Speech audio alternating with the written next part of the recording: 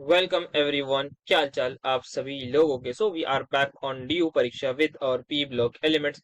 तो अब यहाँ पर इसके पी ब्लॉक के दो पार्ट्स अपलोड करके इसको जल्दी से निपटाते हैं और अपना क्या शुरू करेंगे। फिर देखते हैं यार, फिर ऑर्गेनिक को कंटिन्यू करते हैं। हमारे जो क्या बचा था, फिजिकल जो चल रही थी उसमें बस एक लेक्चर थर्ड लॉ और एक लेक्चर आपका जो वो होता है, क्या होता है, क्या बोलते हैं उसको, थर्ड लॉ, और दूसरा क्या होता है यार, वेरिएबल कंपोजिशन वाला है, उसका बचा है। बाकी पूरी फिजिकल केमिस्ट्री मुकम्मल हो जाएगी जैसा कि सोचा था। सिर्फ दो लेक्चर बचे हैं, बहुत जल्द उन दोनों को भी अपलोड करेंगे। यहाँ पर पी ब्लॉक को जल्दी से निपटा के इनऑर्गेनिक के प्रॉपर अपने पेपर्स को जल्दी जल्दी 2023 2024 को अपलोड करते हैं। फिर अपना स्टार्ट कर देंगे ऑर्गेनिक। सो जैसे कि आप सभी लोग देख पा रहे होंगे, आज तारीख है अपनी 28 मई। सो नेक्स्ट डे मेरा पेपर एग्जाम है, तो प्रोबेबली हो सकता है वीडियो ना है, तो प्लीज थोड़ा सा कोऑपरेट करिएगा। बट ट्राई करूंगा कि शाम वाम में आके जैसा भी टाइम मिले अकॉर्डिंगली वीडियो को अपलोड कर दूं। तो फिर यहाँ पर जल्द से जल्द, अब जैसा कि सोचा है कि 3 तारीख तक मैं कोशिश करूंगा मैक्सिमम वीडियोस बस अपलोड करता जाऊं। 4 या 5 तक बस सब कुछ निपटा दूंगा, जैसा कि सोचा था कि 19 ओवर में गेम खत्म करना है, तो बिल्कुल कर देंगे। और कोशिश करूंगा कि भाई और पहले कर सकूं, अगर हो सकता है ना तो इसी वीक में कोशिश रहेगी कि 1-2 तारीख तक बस निपटा दूं कैसे भी करके। तो ये पूरी कोशिश है। बाकी जो होता है यार, कोशिश ही अपने हाथ में है, बाकी जो वो तो वही ऊपर वाले के हाथ में, जो देना है वो मिलेगा बिल्कुल। तो यही मैं आपसे लोगों से भी कहूंगा, तो आप लोग भी अपनी पढ़ाई को बिल्कुल अच्छे से करिए। अपने माँ बाप की मेहनत को बिल्कुल भी वेस्ट ना होने दिए, यही बोलूंगा। एग्जाम टाइम में पढ़ाई करनी चाहिए। बाकी भी नॉर्मल लाइफ में भी देखिए, तो आप लोग मजे करते हैं, बिल्कुल करने चाहिए मजे, बट मजे के साथ साथ आप अपने करियर के लिए क्या कर रहे हैं वो चीज भी बहुत ज्यादा मैटर करती है। आपके पेरेंट्स ने जो आप पर इन्वेस्टमेंट लगाई है, क्या आप उसके रिटर्न के लिए वर्क कर रहे हैं, क्या आपने अपने पेरेंट्स की उम्मीदों पर पानी तो नहीं फिर रहे। इस चीज को भी थोड़ा इवेल्युएट करते हुए चलिएगा मजे में, कि ऐसा ना हो कि आप ओवर मजे कर लें और आप कहीं ना कहीं गलत कुछ चीजें कर रहे हो जो आपके पेरेंट्स बिल्कुल नहीं चाहते हो। हाँ, थोड़े बहुत मजे बिल्कुल करिए यार। आप जो मैक्सिमम लोग जो है वो बाहर से आते हैं, दिल्ली में, दूसरे स्टेट से, तो हाँ आप आइए, मजे करिए, घूमिए फिरिए, दोस्तों के साथ रहिए, बट एट द एंड ध्यान रखिएगा, करियर आपकी जो है वो फर्स्ट प्रायोरिटी होनी चाहिए। फिर आप सेकंड प्रायोरिटी पर मजे बिल्कुल कर सकते हैं। तो आप कोई करियर के साथ कॉम्प्रोमाइज ना करें, जो भी चीज आप कर रहे हो, तो अपनी जो भी आपका जो मेन गोल हो उस पर जरूर फोकस करिए। वो ऑब्वियसली दैट कुड भी आपको आगे पढ़ाई करनी है, केमिस्ट्री ऑनर्स में आगे जाके मास्टर्स करना है, या हो सकता है आप फील्ड स्विच करना चाहते हो किसी और में, गवर्नमेंट एग्जाम्स हो सकते हैं, दैट कुड बी यूपीएससी जो बहुत ज्यादा बच्चे करते हैं, या फिर हो भी सकता है आप एमबीए की तैयारी कर रहे हो और भी, या एमटेक की। तो उन सभी तैयारियों में जरूर आप जो है वो कंटिन्यू करते रहिएगा। ऐसा ना हो कि आप उन तैयारियों को छोड़ दें, और कुछ ना कुछ गोल रख के चलिए, कुछ ना कुछ गोल को भी अचीव करिए, साथ साथ मजे भी करिए। ये होता है कि आप पढ़ाई के साथ मजे कर रहे हैं, यानी कि मजे के साथ पढ़ाई कर रहे हैं, समझ रहे हैं आप? थोड़ा सा डिफरेंस होता है कि आप बहुत ज्यादा मजे कर रहे हैं, मौज मस्ती कर रहे हैं, उसके साथ आप पढ़ाई थोड़ी बहुत मैनेज कर रहे हैं, नहीं, आपको पढ़ाई के साथ मजे मैनेज करने हैं, तो आपको जो है एकदम मजा आएगा। तो फिर चलिए यार, बस इतना ही बोलना था, और ज्यादा से ज्यादा वीडियोस को शेयर करते रहिए, यही बोलूंगा। लाइफ साइंस वाले, अब तो फिजिकल साइंस का भी स्टार्ट होने वाला है, तो फिजिकल साइंस वालों को भी जरा वीडियो उनकी पहुंचा दीजिएगा, उनको बता दीजिएगा कि बस फिजिकल साइंस की भी वीडियोस आने वाली हैं। तो स्टार्ट करते हैं अपना लेक्चर। डायबोरिन को पानी में डालते ही क्या मिलता है? हमें मिलता है बोरिक एसिड, जिसका नाम है दैट इज माई H3BO3। साथ में क्या निकलती है? हाइड्रोजन गैस इवॉल्व हो जाती है। तो लगाऊं यहाँ पे तो 2 आ जाएगा, और बैलेंस अगर मुझे करना है तो यहाँ पे 6H2। Then SiH4 silicon hydride की अगर मैं रिएक्शन कराता हूँ कॉपर सल्फेट के बाद, so what I will get Cu2Si plus 2 mole H2SO4। ये आप सभी के सामने मिलते हैं। नेक्स्ट वी हैव phosphorus की reaction with thionyl chloride, this is our thionyl chloride. So ये क्या है आपकी? PCl3 प्लस SO2 प्लस आपका मिल जाएगा H2Cl2। यहाँ पे 2 लगाऊंगा, यहाँ पे 4, यहाँ पे 4। देन H2SO4 प्लस H2S हमारे पास क्या आएगा यहाँ पर? It will become SO2 plus water. यहाँ पे 4 लगा दूंगा, और यहाँ पर भी 4 लगाना होगा, then I have to put क्या, 3 है। सो आई थिंक यहाँ पर भी 4 आएगा ना, बता नहीं रहा यार, यहाँ पे भी 4 आएगा। ये हो गई रिएक्शन। देन फाइनली यूरेनियम की reaction with an inter halogen compound, so it will be 3। Directly यहाँ लगा देता हूँ, ये बन जाएगा 3 moles of ClF plus UF6। ठीक है, सो हो गया हमारे पास ये। नेक्स्ट आगे बढ़ते हैं। Now, why is white phosphorus very reactive in comparison to red phosphorus? Give the mechanism to stepwise hydrolysis of P4O10। ठीक है, तो व्हाइट फॉस्फोरस क्यों ज्यादा रिएक्टिव होता है रेड से? बताइए हमें, क्योंकि भाई उसमें जो है व्हाइट में क्या होती है, एंगल स्ट्रेन होता है, और रेड में क्या होता है, एंगल स्ट्रेन नहीं होता। अगर एंगल स्ट्रेन होता है तो ये क्या होता है, अनस्टेबल होता है। Due to its angle strain, जो हमने बात करी थी थीटा इसमें लगभग 60 डिग्री के आसपास का होता है, तो एंगल स्ट्रेन होता है। ये क्या होता है हमारे पास, रिएक्टिव, इसी वजह से बहुत ज्यादा रिएक्टिव होता है। तो अगर ये इसी वजह से रिएक्टिव होता है, तो मतलब ये बताना था मैं क्यों है रिएक्टिव, क्योंकि एंगल स्ट्रेन है। इसका स्ट्रक्चर बना दीजिएगा और बता दिएगा। व्हाइट फास्फोरस क्या होता है, मोनोमर होता है। रेड फास्फोरस पॉलीमर होता है, जिसकी वजह से एंगल स्ट्रेन कम होता है, लंबा जाता है। तो ये सारे पॉइंट्स आप लिख दीजिएगा, स्ट्रक्चर बना दीजिएगा, काम हो जाएगा। देन ये वाला पता नहीं यार आपके इस बार सिलेबस में ये नहीं है, काफी बार दिखा मुझे। आई वाज थिंकिंग कि सेमेस्टर 3 में भी इस टाइप का एक क्वेश्चन होता है, पता नहीं इसमें कराया सेमेस्टर 3 में कराया, तो मैंने कहा अभी देख लेते हैं इसको करवा के। तो P4O10 का स्ट्रक्चर आप सभी को पता है, हमने बना, ये रही मेरी P4O10। तो आपको क्या करना है, 6 मोल ऑफ वाटर के साथ रिएक्शन करानी। किस प्रकार करानी है, सबसे पहले पहला मोल लाइए, स्टेप वाइज लानी है ना। ये ब्रिज बॉन्ड दिख रहा है बीच में जो है, इसको ब्रेक करिए। जहां पर ऑक्सीजन है उधर H लगा दिए, जहां पर ऑक्सीजन नहीं है वहां पर OH। तो आप देख सकते हैं ये जो OH है, ये आपका इसको इस वाले कलर से, ये जो OH है ये इस वाले पर अटैच हो जाएगा, ये जो H है ये इस पर अटैच हो जाएगा। तो आप देख सकते हैं ये आ गया ये OH, और यहाँ पर O के साथ H आया है, और यहाँ पर ये OH आ गया। ठीक, नेक्स्ट अगर ये बीच वाला बॉन्ड तोड़िए, ये OH आ गया, ये OH, तो आप देख सकते हैं क्या हुआ होगा कि ये बन गया आपका OH यहाँ पर, और ये आ गया आपका OH। फिर क्या करिए, आप एक और बॉन्ड को तोड़िए, तो आप देख सकते हैं ये आपका जो है आइसोलेट, इसको आप नहीं कर सकते, ये आपका क्या बना, टेट्रा मेटाफॉस्फोरिक एसिड यहाँ लिखा हुआ है। बहुत खराब प्रिंट है, थोड़ा जेडीली का आपको बताइए, मुझ पर फाइन लग चुका था। नेक्स्ट आते हैं यहाँ पर, क्या होगा, जैसे ही ये बॉन्ड टूटेगा तो ये खुल जाएंगे। अब आप यहाँ पे देख सकते हैं आपको चार चार फास्फोरस ग्रुप दिख रहे होंगे, तो लगभग आपको आइडिया हो गया होगा कि अब 4 फास्फोरिक एसिड कहीं ना कहीं मिलने वाले हैं। फिर बीच में से एक तोड़िए HOH से, तो आपको जो है 2 पायरोफॉस्फोरिक एसिड मिल जाएंगे। ये क्या है, टेट्रा पॉलीफॉस्फोरिक एसिड, ये पायरोफॉस्फोरिक एसिड। मतलब आप क्या होता है बेसिकली, 2 फॉस्फोरिक एसिड को जब आप हीट करते हैं तो पानी निकल जाता है, तो आपको पायरोफॉस्फोरिक एसिड मिलता है। सिमिलरली जब आप दो पायरोफॉस्फोरिक एसिड, एक पायरोफॉस्फोरिक एसिड में वाटर के साथ रिएक्शन कराते हैं, तो आपको 2 सल्फ फॉस्फोरिक एसिड मिलेंगे। तो क्या होगा यहाँ पर, क्योंकि 2 पायरोफॉस्फोरिक एसिड है तो 2 से आपको 4 मिलेंगे। तो ये आपका प्रोडक्ट होता है। This is your overall reaction step wise mechanism for its hydrolysis. Simple सा है, HOH HOH HOH HOH करते जाना है। मोल्स का ध्यान रखिएगा, कितने बन रहे हैं कितने टूट रहे हैं, ये सारे आप रखिएगा। तो आप पर ऊपर आपकी रिएक्शन है कि P4O10 रिएक्ट करता है 6 मोल ऑफ पानी के साथ to give me 4 mole of phosphoric acid. ये आपका हो गया mechanism. Next, P4 is more stable than P2। बता दिया यार बहुत बार कि P2 में क्या होता है, पाई बॉन्ड होता है, जो क्या होता है, वीक होता है साइज की वजह से, एंड सारी कहानी बता दी।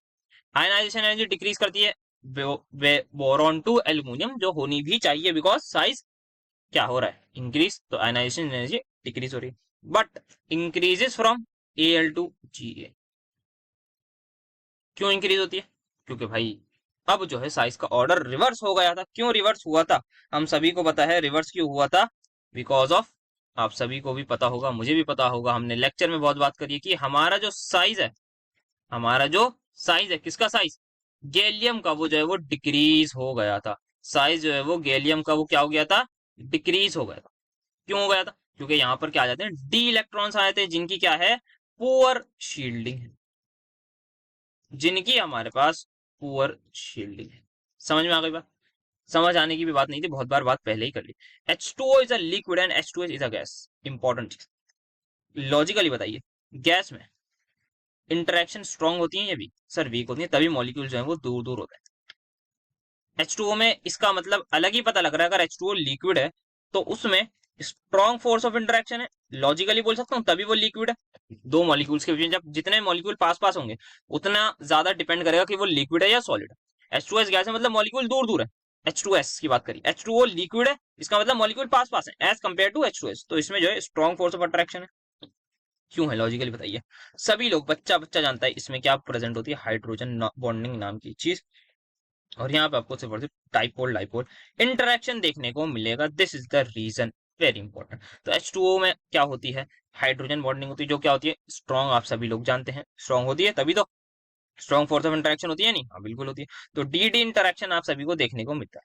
तो ये क्या है, आपका पता लग चुका है आपको रूम टेम्परेचर पर क्यों होता है, इसी को डिटेल में बना देगा। हाइड्रोजन बॉन्डिंग का स्ट्रक्चर बना देगा, डाइपोल डाइपोल मोमेंट की इंटरेक्शन होती हुई दिखा देगा किस तरीके से होता है। बेसिकली ये आपका H2S है, ये डेल नेगेटिव डेल पॉजिटिव, फिर ऐसे एक और मॉलिक्यूल दिखा देगा H2S का, यहाँ पे हम इंटरेक्शन दिखा देगा इसके बीच में, बस weak interaction. Where hydrogen bond आपको पता है प्रॉपर्ली किस तरीके से 3-4 मॉलिक्यूल्स ऑफ वाटर से दिखा देगा। Next we have is bond angle in ammonia is 160 degree, और उसमें कम क्यों होता है, बिकॉज हमने बात कर रखी है सेंट्रल एटम का साइज बढ़ता है। वैसे यहाँ पर एक चीज भी लगती है, ड्रैगोस रूल, बट वो ये जो एक्सक्लूसिवली हमारे पास जो है केमिकल बॉन्डिंग का ही क्वेश्चन आता है, बट जल्दी से मैं ब्रीफ में बता देता हूँ क्योंकि हाइड्राइड से भी रिलेट हो सकता है। कि एक तो आप ड्रैगोस रूल बात कर सकते हैं, वैसे उसकी बात ना ही करें तो बेटर है क्योंकि आई डोंट थिंक वो सिलेबस में सच मेंशन होता है। यहाँ पे क्या होता है, size of central atom increase होता है, तो क्या होता है, बॉन्ड एंगल डिक्रीज हो जाता है। हमारे पास directional nature of angle lone pair का डिक्रीज हो जाता है, बॉन्ड एंगल हमारे पास जो है वो डिक्रीज हो जाती है, बॉन्ड लेंथ हमारे पास बढ़ जाती है क्योंकि बॉन्ड लेंथ बढ़ जाती है, क्योंकि साइज बढ़ा बॉन्ड लेंथ बढ़ी तो बॉन्ड एंगल कम हो जाता है और बॉन्ड स्ट्रेंथ भी हमारे पास कम हो जाती है। ये तीन चार बातें हमने कर रखी।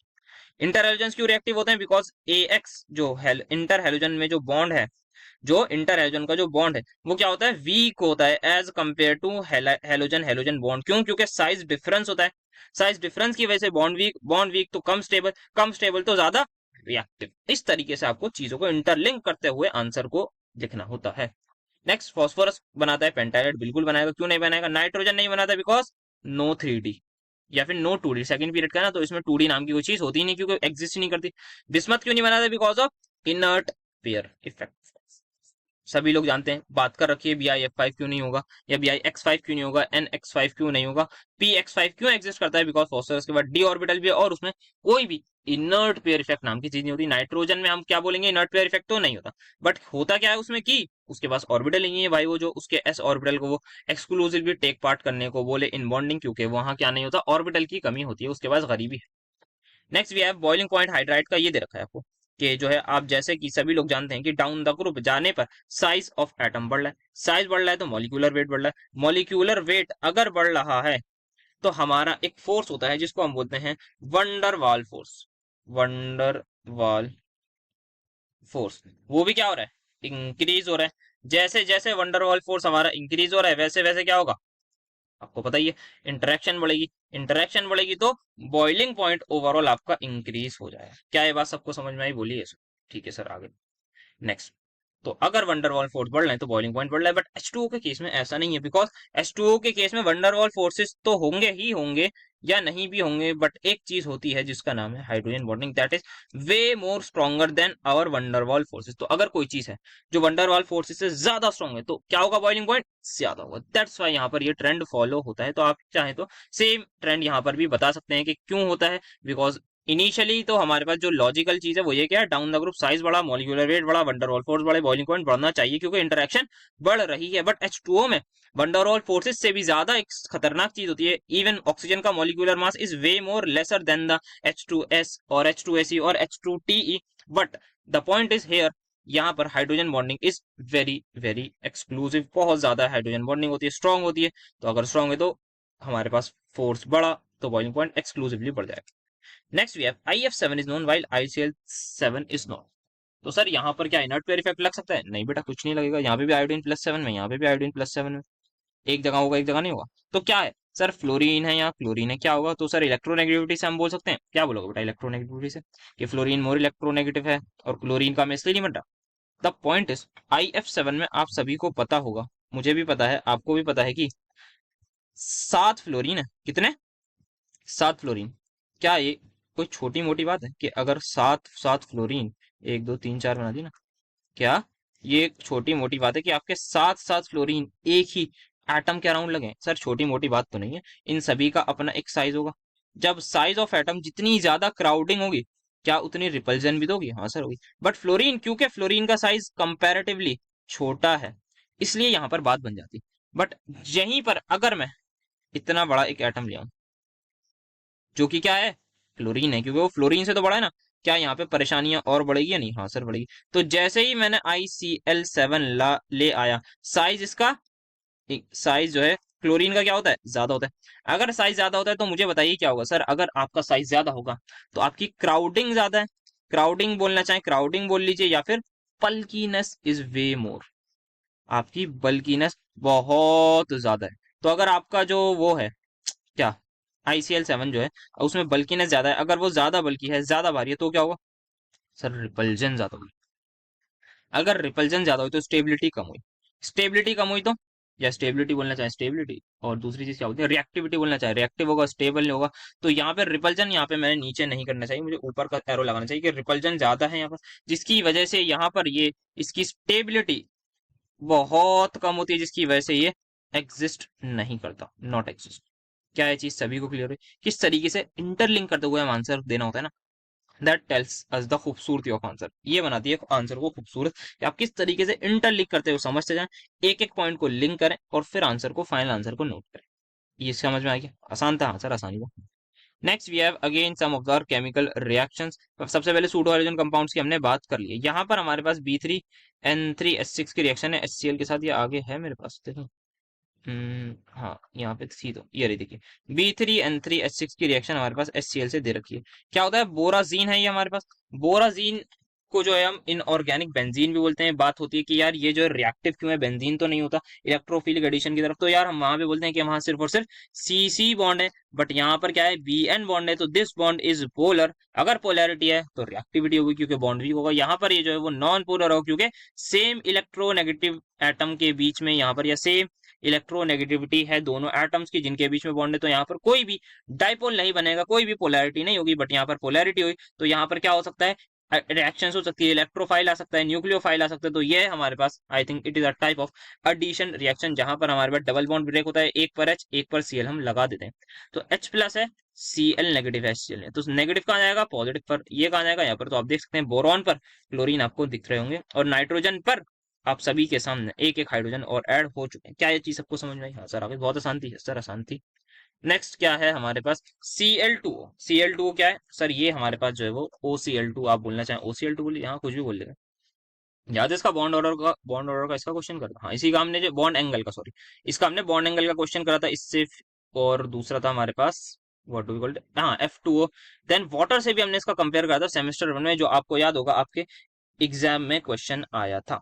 तो यहाँ पर Cl2O की जब हम रिएक्शन कराएंगे किससे, 2 मोल NaOH के साथ, तो आपको 2 मोल ही सोडियम, इसको बोलेंगे हाइपोक्लोरेट, हाइपो, हाँ हाइपो होगा सबसे पहले, फिर आपका क्लोरिक एसिड, फिर पर क्लोरिक एसिड, यस तो हाइपोक्लोरस होगा ना। तो हाइपोक्लोरस एसिड होता है HOCl, तो ये क्या है, HOCl का ही एक वो है हमारे पास, आप समझ लीजिए सॉल्ट। तो क्या कहलाएगी, सोडियम हाइपोक्लोरेट, साथ में हाइड्रोजन गैस नहीं, वाटर मिलेगा। ठीक है, ये रिएक्शन हो गई। नेक्स्ट हमें बात करनी है H3PO4 को हम हीट कर रहे हैं, क्या होती है ये रिएक्शन। इससे पहले जेनॉन फ्लोराइड वाली जो रिएक्शन है उसको देख लेते हैं। जेनॉन फ्लोराइड वाली रिएक्शन है वो थोड़ी सी हमारी इंपॉर्टेंट हो जाती है। HCF4 की रिएक्शन, ये हमने, यू रिमेम्बर लेक्चर में जब हम कर रहे थे तो एक्सक्लूसिवली हमने जेनॉन फ्लोराइड में ये इसका ट्रीटमेंट करा था विद वाटर के साथ। अलग अलग तरीके से हमने रिएक्शन कराई थी, HCF2 की कराई थी, फिर XeF4 की कराई थी, फिर XeF6 की कराई थी, अलग अलग मोल्स ऑफ वाटर के साथ। तो XeF2 की जब हम रिएक्शन कराते हैं विद वाटर, सो यहाँ पर अगर मैं पूरी रिएक्शन लिखूं तो 6 मोल लगते हैं इसके, 12 मोल वाटर लगते हैं, और इस रिएक्शन में हमारी होती है डिस्प्रोपोर्शनल।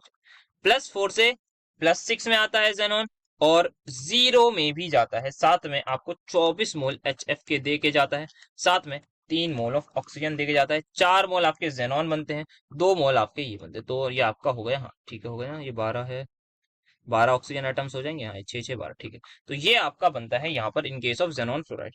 Now we have to heat H3PO4 कितने डिग्री पर, 220 डिग्री। तो देखते हैं क्या होगा सर, अगर आपने हीट करा H2SO4 को, दिस इज आवर, क्या बोलते हैं इसको, फॉस्फोरिक एसिड, तो क्या होगा सर, ऑब्वियसली कुछ ना कुछ हमारे पास जो है वो वाटर रिलीज होगा, तो ये phosphoric acid H3PO4। So initially what happens कि यहाँ पर 2 मोल H3PO4 के अगर आपने हीट कर, तो सिंपल आपका जो है वो 1 मोल पानी का निकाल देंगे, और आपके सामने बन जाएगा H4P2O7, जिसको आप बोलते हैं पायरोफॉस्फोरिक एसिड, जो हमने हाइड्रोलिसिस ऑफ वो पढ़ लेते हैं ना P4O10, उसमें भी हमने देखा था, वहां पर भी बना था वो H4P2O7। बट अगर मैंने इसको फर्दर हीट कर दिया, और तब ये आपका बन जाता है H, एक polymer, that is HPO3 whole and, जो आपका कहलाता है मेटाफॉस्फोरिक एसिड। तो ये रिएक्शन आप याद रखना चाहें बिल्कुल याद रख सकते हैं, हमने लेक्चर में नहीं करी थी, यहाँ कर ली है। बट ऑब्वियसली बहुत ज्यादा रिएक्शन वाला पार्ट ना इसमें इंपॉर्टेंट कम है, क्योंकि मेरे हिसाब से 4 5 रिएक्शन ही आएंगे अगर आई ना एग्जाम। देन फर्स्ट वाला जो है ये आपका एक्सक्लूसिवली नेक्स्ट सेमेस्टर में आएगा। देन यहाँ पर SiCl की जब आप रिएक्शन कराते हैं किसके साथ, LiAlHO4 के साथ, so what you will get, आपको मिलेगा क्या, सोच के मुझे बताइए क्या क्या मिल सकता है। If I am not wrong, यहाँ पे क्या SiH4 मिल जाएगा सर, मिल सकता है। देन LiAlCl4 ये आपको मिलेगा, तो एक बार आप इसको चेक कर लीजिए। नाउ वी हैव HCF4F2 की हीटिंग, सॉरी वाटर के साथ रिएक्शन, तो सिंपल यहाँ पे जो है वो इसकी रिडक्शन हो जाएगी। और ये आपको बहुत सिंपल सी रिएक्शन है। तो HCF4 की भी वो रिएक्शन आई हुई है वाटर के साथ, HCF2 भी आई हुई है हमारे पास। तो इस चीज का आपको रखना है ध्यान कि ये रिएक्शन आपकी आती रहती है। अब अगर आपके पास, जैसे हमने देख सकते हैं वो वाली रिएक्शन नहीं करी हमने, HCF क्या बोलते हैं उसको, सॉरी यहाँ पर जो है, हाँ, LiCl प्लस AlCl3 होता है, दिस इज मोर अप्रोप्रिएट। तो हमारे पास HCF6 वाली रिएक्शन नहीं पूछी गई है, अभी तक नहीं थी, तो हो सकता है एग्जाम में आपके वो आ जाए। नाउ वी हैव BrF5 की रिएक्शन विद दिस। तो यहाँ पर आप देख सकते हैं BrF5 वाटर के साथ रिएक्ट करके HF और ब्रोमिक एसिड बनाएगा। क्या होता है यहाँ पर, जो हमारे पास आप बोल लीजिए लार्ज हेलोजन है, जो लार्ज हेलोजन को क्या लिखूं, एक्स, लार्ज हेलोजन है, उसका आपको बनाना होता है ऑक्सी एसिड। और ऑक्सी एसिड इन सच अ वे बनाइए कि आपकी जो ऑक्सीडेशन स्टेट है उस हेलोजन की वो सेम रहे। बस इस चीज का ध्यान रखिएगा। बाकी दूसरे का सिंपल एसिड बना दीजिए। जैसे मैं एक एग्जांपल लूं, चलिए ICl3 का, यहाँ पर दोनों हटा दीजिए, पानी के साथ रिएक्शन कराए। छोटा कौन है, HCl, सॉरी क्लोरीन है, तो उसका सिंपल आप नॉर्मल एसिड बना दीजिए। साथ में इसका बनाइए क्या, आप बनाइए इसका कोई ऐसा एसिड, कोई ऐसा एसिड जिसमें इसकी सबसे पहले +3 ऑक्सीडेशन स्टेट हो। साथ में दूसरी चीज, +3 होने के साथ साथ यहाँ पर एक इंपॉर्टेंट चीज आप सभी को ध्यान रखनी है कि what do we call it, क्या बोल रहा हूँ कि हाँ, आपको ऑक्सी एसिड बनाना है। और that will be, if I am not wrong, HiO2। HiO2 आपके सामने बन जाएगा। HClO2 होता है ना क्लोरस एसिड, वैसे ही आपका बनेगा। क्या यहाँ पे आयोडीन की ऑक्सीडेशन स्टेट +3 है, ध्यान से चीज। तो इस तरीके से आपको मैं बताना है, एग्जैक्टली ये नहीं कह रहा कि ये रिएक्शन ये हर कुछ यहाँ पर एग्जिस्ट करता होगा, मे भी हो सकता है कोई ऐसी चीज हो जो एग्जिस्ट नहीं करती हो due to certain reason. But ये आपको कंसेप्ट याद रखना है कि अगर आप रिएक्शन करा रहे हैं किसी भी इंटर हैलोजन कंपाउंड की, किसके साथ, वाटर के साथ, so how it will take place, किस तरीके से होता है। एक का आपको एसिड बनाना है, और जिसका आपने एसिड बनाया वो छोटा वाला होगा, सिंपल आप उसका एसिड बना दीजिए। और यहाँ पे मैं चाहूँ तो 3 मुझे लगाना पड़ेगा, because I have to balance the reaction. So मैं यहाँ पर 3 भी पुट कर देता हूँ। यहाँ अगर मैंने 3 पुट कर दिया, और ये कितना आया बेसिकली, यहाँ पे 2 ऑक्सीजन है HiO4 में, तो ये +3 है ना, +1 +3, हाँ ठीक है। और यहाँ पे वाटर मॉलिक्यूल्स कितने चाहिए सर, यहाँ पे वाटर मॉलिक्यूल्स थोड़े तो ज्यादा होने चाहिए। सो यहाँ पर 3 Cl3, ये तो यहाँ पे आई थिंक 2 लगा दूं, अगर मैंने यहाँ 2 लगा दिया तो ये 5 बन जाएंगे, बट नहीं ऐसा नहीं हो। तो एक बार रिएक्शन आप बैलेंस का देख लीजिएगा कैसे हो रही है एग्जैक्टली। मेरे थोड़ा सा अभी ध्यान में नहीं आ रहा है किस तरीके से रिएक्शन यहाँ पे बैलेंस हो। बात करें हम BrF5 की, तो अच्छा BrF5 वाली रिएक्शन आपको बुक में ही दे रखी थी JDG में, तो इसी वजह से अच्छा यहाँ पे पूछा गया। तो जनरली ये जो एग्जामिनर वगैरह ने हमारे एक्सक्लूसिवली बुक्स वगैरह से ही वो बनाते हैं, पेपर वगैरह जो क्वेश्चन दिखने को मिलते हैं ना, वो काफी ज्यादा स्ट्रक्चर वगैरह वो बुक वाले पूछते हैं। Next we have which is stronger oxidising agent in aqueous solution, fluorine और क्लोरीन। Very important. कैसे बताएंगे इसका आंसर, तो सभी को मुझे मेरे हिसाब से पता होगा, सब ने वो पढ़ रखा होगा क्लास 12 में अपनी इलेक्ट्रोकेमिकल सीरीज, पढ़ रखी है सबने, यस सर पढ़ रखी है। क्या बताती है वो बताती है कि यार कौन अच्छा वैसे वो पूरी सीरीज होती है SRP की, बट मैं अगर नॉर्मल बात करूं तो वो ये बताती है कि जो सबसे नीचे होता है वो क्या होता है, सबसे बढ़िया ऑक्सीडाइजिंग एजेंट होता है। जो सबसे ऊपर होता है वो सबसे बढ़िया रिड्यूसिंग एजेंट होता है। क्यों होता है, क्योंकि उसमें अलग अलग चीज होती है कि, तो इतना पता है हमें कि कुछ भी हो, फ्लोरीन जो है वो ज्यादा क्या है, फ्लोरीन क्या है, वो ज्यादा बढ़िया ऑक्सीडाइजिंग एजेंट है। क्यों है इसकी बात करते हैं। और उन्होंने मेंशन करा है एक्वस सॉल्यूशन। ऑक्सीडाइजिंग एजेंट होने का क्या मतलब, फ्लोरीन है ये, इसको क्या करना है, इलेक्ट्रॉन एक्सेप्ट करना है और बन जाए ये F- आयन। क्या इतना क्लियर है, ठीक है। सेम चीज मैंने शायद आई थिंक लिथियम वाले में समझाई थी, जब मैं क्या बता रहा था लिथियम की हाइड्रेशन एनर्जी, कि अगर लिथियम बढ़िया रिड्यूसिंग एजेंट है तो उसको क्या करना होगा, जल्द से जल्द खुद ऑक्सीडाइज होना होगा। सेम चीज मैं फ्लोरीन के लिए बोल रहा हूँ कि अगर फ्लोरीन बढ़िया ऑक्सीडाइजिंग एजेंट है तो उसे जल्द से जल्द खुद रिड्यूस होना होगा। जल्द से जल्द रिड्यूस होने का मतलब है कि जल्द से जल्द उसके पास इलेक्ट्रॉन है। जल्द से जल्द इलेक्ट्रॉन आने का मतलब है कि ये रिएक्शन फास्ट हो, ये रिएक्शन हमारी फास्ट हो, ज्यादा स्पॉन्टेनियस हो। इसका मतलब प्रोडक्ट की स्टेबिलिटी पर बात आ गई। जितना ज्यादा स्टेबल प्रोडक्ट हमारा, उतनी जल्दी रिएक्शन आगे की तरफ प्रोसीड करेगी। जितनी जल्दी करेगी उतनी जल्दी ऑक्सीडेशन, उतनी जल्दी खुद रिड्यूस होगा, और दूसरे को उतनी जल्दी ऑक्सीडाइज करेगा। क्या ये चीज सबको समझ में आ गई। अब हमें कहीं ना कहीं बात करनी है फिर इस F- की स्टेबिलिटी। कैसे बात करें, दो तीन चार चीजें यार इसमें यहाँ पर। सबसे पहले ये है, मुझे बताइए कि F बॉन्ड एंथैल्पी। सबसे पहले रिएक्टेंट बात करते हैं, सबसे पहले रिएक्टेंट की अनस्टेबिलिटी की बात करते हैं कि रिएक्टेंट क्या अनस्टेबल है। द आंसर इज यस, क्योंकि ये बॉन्ड वीक है या नहीं? हाँ सर वीक है, बहुत बार बात कर ली इसमें, बहुत ज्यादा लोन पेयर रिपल्जन है खतरनाक वाली।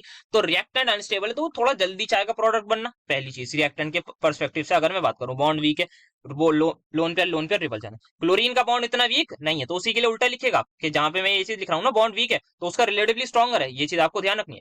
इलेक्ट्रॉन आपने दिया, ठीक है दे दिया, अच्छी बात है। अब इसने F नेगेटिव आयन बना लिया आपके सामने, हाँ सर बना लिया। नाउ अब प्रोडक्ट पे आ जाइए, क्या प्रोडक्ट स्टेबल है? हाँ सर प्रोडक्ट स्टेबल है। सबसे पहली चीज इसकी इलेक्ट्रोनेगेटिविटी ज्यादा है। अगर इसकी इलेक्ट्रोनेगेटिविटी ज्यादा हुई तो क्या करेगा, ये इलेक्ट्रॉन्स को अच्छे से संभाल पाएगा। मोर इलेक्ट्रोनेगेटिव पर नेगेटिव चार्ज आना अच्छी बात, तो ये इलेक्ट्रॉन्स को बेसिकली अट्रैक्ट कर पाएगा स्ट्रांगली, एक चीज। दूसरी चीज, बिकॉज दे आर सेइंग कि आपने जो है वो उसको वाटर में डाला है, आपने वाटर में डाला है, क्या यहाँ पर हाइड्रेशन नाम की चीज होगी? हाँ सर होगी, बिल्कुल होगी, हर तरफ पानी के मॉलिक्यूल है, हाँ सर है। तो हाइड्रेशन मुझे बताइए, फ्लोरीन की ज्यादा होगी या क्लोरीन की? सर एक तो फ्लोरीन की इसीलिए ज्यादा होगी क्योंकि ये मोर इलेक्ट्रोनेगेटिव है, दूसरा इसका साइज क्या है, क्योंकि इसका साइज छोटा है। जैसे हमने लिथियम में भी बात करी थी कि Li पॉजिटिव को बहुत भयंकर तरीके से वाटर मॉलिक्यूल्स घेर लेते हैं। Heavy hydration, high energy release, high bonding, जितनी एनर्जी रिलीज उतना ज्यादा स्टेबल, जितना ज्यादा स्टेबल प्रोडक्ट उतनी बढ़िया रिएक्शन होगी आगे की तरफ फॉरवर्ड में, जितनी जल्दी रिएक्शन हुई उतना बढ़िया हमारा काम करेगा fluorine as an oxidising agent. और एक्वस सॉल्यूशन में और बढ़िया, क्योंकि यहाँ पे हाइड्रेशन वाला फैक्टर और लगा चाहिए। अगर एक्वस हटा दूं मैं तो आप यहीं तक बात रहेगी कि एफ वीक और इलेक्ट्रोनेगेटिविटी ज्यादा। जैसे ही एक्वस ला दिया तो आप बात कर लेंगे यहाँ पर सर की हाइड्रेशन भी अब आ गई है गेम में, hydration is also on track. तो हाइड्रेशन आपकी जो है वो ज्यादा होगी, हाइड्रेशन एनर्जी रिलीज होगी, ज्यादा एनर्जी रिलीज तो ज्यादा स्टेबिलिटी आप सभी के सामने आएगी। क्या ये बात आप सभी को अच्छे तरीके से समझ में आ गई? बोलिए ये। नेक्स्ट यहाँ पर होता है ClO2 is an odd electron molecule, ठीक है। It shows little tendency to dimerise. क्यों होता है ऐसा? तो ClO2 हमारे पास क्या है? तो ClO2 हमारे पास एक ऑक्साइड बेसिकली ये है, इसका स्ट्रक्चर कुछ इस तरीके का होता है। ClO2 का स्ट्रक्चर कुछ इस तरीके का होता है। मुझे बताइए उस पर, दैट इज आवर जो क्लोरीन है, इस पर कितने इलेक्ट्रॉन दिखेंगे? सर अगर इसने 4 के साथ बॉन्ड बना लिया तो बेसिकली ये आ गया आपके, ठीक है, एक और इलेक्ट्रॉन है। नाउ इसकी डाइमराइजेशन टेंडेंसी क्यों कम होती है, ये यहाँ पे पूछा गया। ClO2 जो है वो डाइमराइज क्यों नहीं होती, ये आपसे पूछा गया। इसका आंसर क्या होता है कि इसके पास ऑड इलेक्ट्रॉन तो, इसके पास ऑड इलेक्ट्रॉन तो है, बट लोन पेयर जो है क्लोरीन में क्या करेगा, लोन पेयर रिपल्जन हो जाएगी। सो बेसिकली अगर यहाँ पर ये डाइमराइज हो गया तो आपको कुछ ऐसा देखने को मिलेगा। अगर डायमराइज हो गया, डायमराइज होने का ये मतलब है ना कि एक और मॉलिक्यूल है उससे जुड़ जाए। हाँ, क्या ये लोन पेयर दिख रहा है? अगर ये डायमराइज हो गया तो आपको यहाँ पे लोन पेयर रिपल्जन भयंकर देखने को मिलेगा। एक चीज समझ आएगी कि अगर ये डायमराइज हो गया तो उसके बाद का रिजल्ट क्या होगा, ये होगा कि क्लोरीन के जो एटम है उनमें रिपल्जन हो जाएगी, और क्या होगा, यहाँ पे जो डायमर है वो अनस्टेबल डायमर होगा, तो प्रोडक्ट जो है आपका वो अनस्टेबल हो गया। तो कहीं ना कहीं एक चीज समझ में आ रही है कि आपकी रिएक्शन प्रोसीड नहीं करेगी, एक चीज होगी। दूसरी चीज हमारे पास जो है ये बेसिकली जो हमारे पास ऑड इलेक्ट्रॉन है, ये कहीं ना कहीं डीलोकलाइजेशन में भी टेक पार्ट कर रहा होता है, ये कहीं ना कहीं डीलोकलाइजेशन में भी टेक पार्ट कर रहा होता है। जैसे ऑक्सीजन है, यहाँ पे इसके पास वेकेंट ऑर्बिटल भी होते हैं यहाँ पे। तो one you can also say कि यहाँ पर ये आपका जो वेकेंट डी ऑर्बिटल है उसमें आपकी प्रॉपर रेजोनेंस भी मौजूद होती है, ये ऑक्सीजन अपना लोन पेयर दे रहा होता है, फिर वापस आ जाता है, देन सो ऑन। तो यहाँ पर ये एक चीज आप देख सकते हैं कि एक और चीज ये भी हो सकती है कि instead of giving it's lone pair, ये सिंगल और ये सिंगल आपस में एक बॉन्ड बना ले, और ऑक्सीजन पर कुछ टाइम के लिए एक रेडिकल रह जाए, कुछ टाइम के लिए, मतलब ये नहीं कह रहा। तो यहाँ पर क्या है, ये जो ऑड इलेक्ट्रॉन है ये हमेशा खाली नहीं होगा, ये डीलोकलाइजेशन में भी पार्ट कर रहा होगा, डीलोकलाइज होगा। तो हमेशा जरूरी नहीं है कि आपको ऑड इलेक्ट्रॉन ही मिले, तो ये थोड़ी सी इसकी अनस्टेबिलिटी को, सॉरी स्टेबिलिटी को बढ़ा देती है एज कंपेयर टू अगर हम सोचें कि ये ऑड है, प्योरली ऑड नहीं है। क्या है ये? प्योरली ऑड नहीं है, ये आपको समझना है इस। अब कोई बोले कि यार NO2 क्यों डायमर बना लेती है, देखिएगा जरा उसका स्ट्रक्चर। क्या आप सभी को NO2 का स्ट्रक्चर पता है? ये होता है एक ऑड इलेक्ट्रॉन है। मुझे बताइए क्या नाइट्रोजन पर सिर्फ एक ही ऑड इलेक्ट्रॉन है या एक लोन पेयर पे? सर नाइट्रोजन पर कोई लोन पेयर नहीं है, बिकॉज वो कोऑर्डिनेट बॉन्ड के थ्रू दे रखा है, तो यहाँ पे कोई भी लोन पेयर रिपल्जन नाम की चीज नहीं होती। लोन पेयर नाम की रिपल्जन की चीज नहीं, तो प्रोडक्ट स्टेबल तो अच्छी बात है। दूसरी चीज, नाइट्रोजन के पास क्या कोई डी ऑर्बिटल होता है वेकेंट? नो सर नहीं होता। तो क्या डीलोकलाइजेशन का कुछ हम सोच भी सकते हैं? नो सर नहीं सोच सकते, खत्म। समझ में आ गई NO2 और ClO2 में डिफरेंस? आई होप सभी को ये चीज क्लियर होगी। हो सकता है इस टाइप का भी क्वेश्चन पूछ लिया जाए, तो यहाँ पर भी एक वेरायटी हमने साथ के साथ डिस्कस कर ली है। HF मोर आयनिक होता है HCl से, बिल्कुल सही बात है यार, इसकी इलेक्ट्रोनेगेटिविटी बहुत ज्यादा है, इसकी इलेक्ट्रोनेगेटिविटी थोड़ी कम है तभी, बट वीकर एसिड है than HCl in aqueous solution. Why HF मान लीजिए कि बहुत ज्यादा जो है वो है, क्या है, आयनिक है, बट द पॉइंट इज, क्या ये बॉन्ड, क्या ये HF जल्दी H प्लस लूज करेगा या HCl जल्दी H प्लस लूज करेगा? That is the main point of acidic character. Ionic है चलो अच्छी बात है, मतलब उससे हम क्या लेने देते हैं, क्या वो एसिडिक कैरेक्टर को दर्शाएगा? The answer could be yes और कुड बी नो।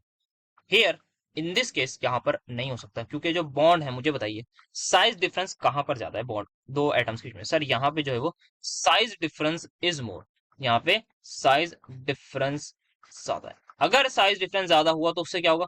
सर जैसे ही हमारे पास साइज डिफरेंस बढ़ा तो क्या होगा?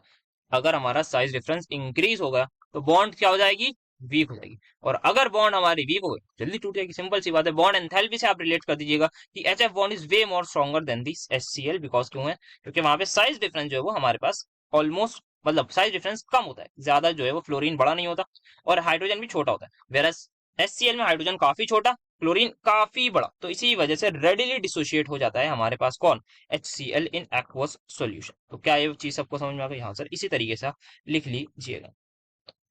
नेक्स्ट आगे बढ़े।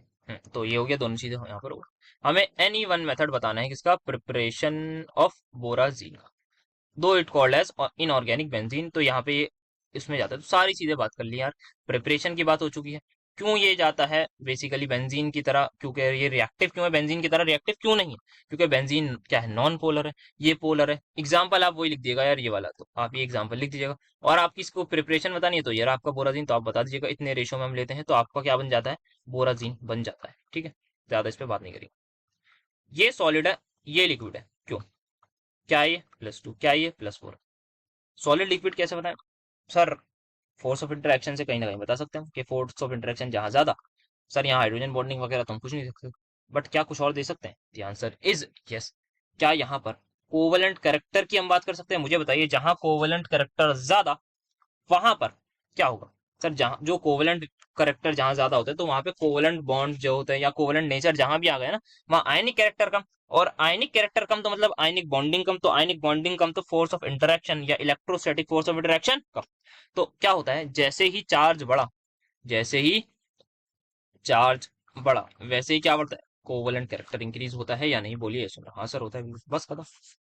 यही चीज थी जो मैं बोल रहा था कि कोवलेंट कैरेक्टर ज्यादा तो चार्ज, मतलब चार्ज ज्यादा तो कोवलेंट कैरेक्टर ज्यादा, कोवलेंट कैरेक्टर ज्यादा तो आयनिक कैरेक्टर कम, आयनिक कैरेक्टर कम तो क्या? फोर्स ऑफ इंटरेक्शन कम, या force of electrostatic force of attraction बोल दीजिएगा, इलेक्ट्रोस्टैटिक वो बेटर रहेगा। तो इलेक्ट्रोस्टैटिक फोर्स ऑफ अट्रैक्शन कम, तो मतलब लिक्विड ही होगा, मतलब मॉलिक्यूल्स दूर दूर होंगे, मॉलिक्यूल्स दूर दूर होंगे तो ऑब्वियसली सॉलिड ही होंगे, तो लिक्विड होंगे। तो दैट्स वाई होता है। वेराज उसमें आप उल्टा बोलिएगा कि भाई आयनिक कैरेक्टर ज्यादा, क्योंकि charge come, charge on cation basically directly proportional होता है ना हमारे कोवेलेंट कैरेक्टर के। पढ़ाइए यार, मतलब फर्स्ट सेमेस्टर में सब कुछ पढ़ के ही आए। तो ये हमारे पास था। Next we have why does the member of each group show anomalous behaviour, तो ये हमने बात कर रखी है डिटेल में। देन लिथियम वाला एग्जांपल वगैरह सब देखा है, साइज वगैरह की सब कुछ बात कर रखी है, क्या हमारे पास होता है ये हमने एस ब्लॉक में ही कर लिया। नेक्स्ट ये ऑक्सीडाइजिंग एजेंट पावर की बात कर रखी है, ये आपका सिंपल सा आपका आ जाएगा। सो ये थे आपके ऑक्सो एसिड वाले काफी सारे क्वेश्चन, तो ठीक ठाक हमारे पास अच्छे खासे क्वेश्चन डिस्कस्ड हो गए। That's it for today's lecture. मिलेंगे आपसे जल्द ही पी ब्लॉक के लास्ट पार्ट के साथ। और जैसा कि बता दिया, एग्जाम है तो प्रोबेबली थोड़ा सा वीडियो में डिले वगैरह हो सकता है, बाकी हो भी सकता है। कोशिश करो भाई आज ही अपलोड कर दूं पार्ट 4 को, क्योंकि थोड़ा जल्दी करना है, तो अगर टाइम मिला तो कर दूंगा। वैसे यार पढ़ाई भी तो करनी है ना एग्जाम की, तो उसका भी थोड़ा देखना होगा, बट कोई नहीं, एनीवेज लेट्स सी कैसे मैनेज होता है वो देख लूंगा मैं। बट ये कि हाँ 1-2 तारीख तक गोल द्वारा टारगेट रख रहा हूँ कि मैं जल्द से जल्द पूरा निपटा दूं, सारा का सारा सब कुछ अपलोड करके साइट करके रख दूं। आप लोग फिर अपनी पढ़ाई पर आराम से फोकस करिएगा, ज्यादा से ज्यादा पढ़िए, ज्यादा से ज्यादा शेयर करिए, ताकि सारे के सारे दोस्त इस चीज का फायदा उठा पाए। मिलेंगे आपसे नेक्स्ट वीडियो में बहुत जल्द। Thank you so much for attending my lecture.